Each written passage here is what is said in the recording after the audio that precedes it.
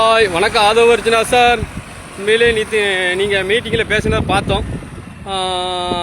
ஏன்னா திமுக ஆதரவு தயவில் வந்த கட்சியை கூட்டணி வச்சுக்கிட்டு தான் நீங்கள் ஆட்சி அமைச்சிருக்கீங்க. 108 உங்களால் ஆட்சி அமைக்க முடிஞ்சுதா? அதை விட்டுட்டு திமுகவை அழிச்சிருவோம். அப்போ திமுகவோட ஆதரவில் வந்த அந்த கட்சி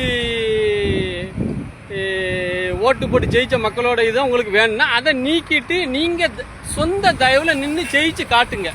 முதலமைச்சர் அவங்க நாங்கள் சந்தோஷப்படுறோம். அதை விட்டு நாங்கள் திமுகவை உள்ளாட்சி தேர்தலில் 25 மேயரையும் நாங்கள் ஜெயிக்கிறதுக்கு இப்போவே போட்டுட்டோம். என்னது சார் போட்டுட்டோம்?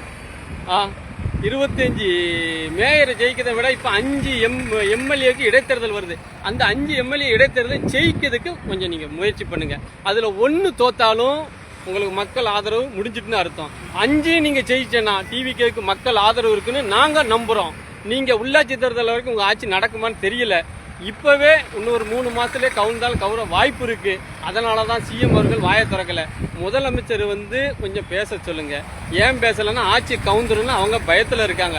நீங்கள் அமைச்சர், உங்கள் தொகுதியில் உங்கள் அமைச்சருக்கு என்ன பதவி அதை பற்றி பேசுங்க. நீங்கள் விளையாட்டுத்துறை அமைச்சர், நீங்கள் எல்லாத்தையும் பற்றி பேசுறீங்க. சிஎம் யாரு? சிஎம் தான் எல்லாத்தையும் பேசணும். மின்சாரத்துறை அமைச்சர் அவரும் பேசுறாரு, எல்லாத்தையும் பேசுறாரு. எப்படி மக்கள் எல்லாம் பார்த்துக்கிட்டு தான் இருக்காங்க. உண்மையிலே உங்கள் ஆட்சி எப்படி நடக்கும், என்ன களவு கொள்ளை கற்பழிப்பு எல்லாம் நடந்துக்கிட்டு இருக்கு. உங்கள் ஆட்சிலையும் அது நடக்கும், எல்லார் ஆட்சிலையும் அது நடக்கும். யார் வந்தாலும் திருத்த முடியாது. அதனால மின்சாரத்துறை அமைச்சர் இருக்காரு. முதலமைச்சர் பேட்டியெல்லாம் கொடுக்க மாட்டாங்க. ஏன்னா இதுக்கு முன்னாடி யாரும் பேட்டியெல்லாம் சந்திக்கல. உண்மையில சொல்றேன், மின்சாரத்துறை அமைச்சர் மின்சாரத்தில் இருக்கிற என்ன வேலையோ அந்த ஓட்ட உடசல அடைக்க பாருங்க. விளையாட்டுத்துறை அமைச்சரோ விளையாட்டுத்துறையில் என்ன இருக்கு அதை பாருங்க. விவசாயத்துறை அமைச்சர் விவசாயத்துறை என்ன இருக்கு அதை பாருங்க. உண்மையிலே சொல்றேன், ரொம்ப வேதனையா இருக்கு. அமைச்சர் அந்தந்த தொகுதியில அமைச்சர் என்னென்ன பண்ணணுமோ அதை போய் பாருங்க. மற்றதெல்லாம் முதலமைச்சர் சிஎம் அவர்கள் பார்த்துக்கிடுவாங்க.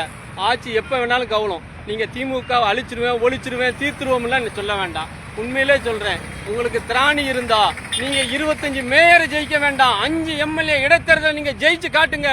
நீங்க தமிழ்நாட்டில் நாங்களே ஒத்துக்கிடுதோம். அப்படி நீங்க 1 தோத்தாலும் திமுகவுக்கு இன்னும் மக்கள் ஆதரவு இருக்குன்னு நீங்க ஒத்துக்கிடணும். அதை ஒரிஜினா சார், ரொம்ப பேச வேண்டாம் சார். உங்க துறையில உள்ளதை நீங்க கவனிங்க.